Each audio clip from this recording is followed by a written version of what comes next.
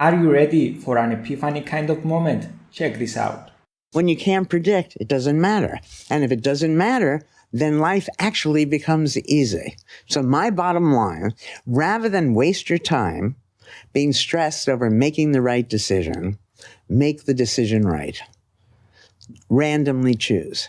Let that sink in for a moment, because it can be so liberating, especially for the overthinkers, for those of us who tend to overanalyze things before making a decision, having the illusion that this gives us control over the outcome. The truth is that we can't predict, so it doesn't matter, and therefore, as Professor Ellen Langer tells us, instead of being stressed over making the right decision, randomly choose and then make the decision right. And what can be a bit hard to grasp is that the same stands for any decision, no matter how big or small, significant or insignificant it seems to be. Randomly choose and make the decision right. Whether that's about the ice cream flavor you are going to have, but also whether you are going to get married or not, who you are going to get married, whether you are going to have children and how many, what career path you are going to follow. We can only control our attitude towards a decision. We can't control the outcome, we can't predict the future. And also pay attention to this one because it makes the concept of regret completely irrelevant.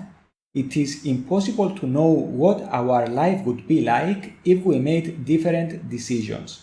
Because we only live one life, right? We can't compare.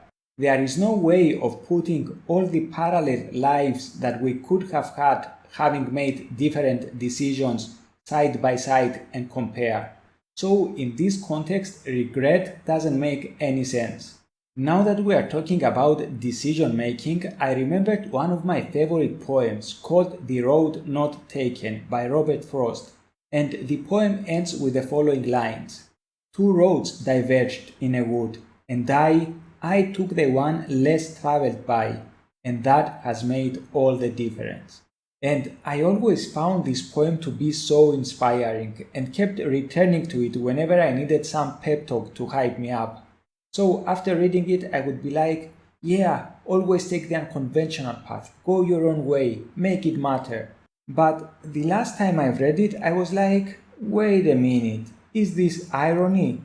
Because he ends the poem by saying, and that has made all the difference. Yes, of course it did. The same way it would make all the difference for him, for his life, had he chosen the other road. So looking into it, it turns out that indeed Frost wrote the poem as a joke for his friend Edward Thomas, kind of teasing him for being indecisive about which route to take when the two went walking, often regretting not taking the other road and therefore missing anything good that the road not taken had to offer.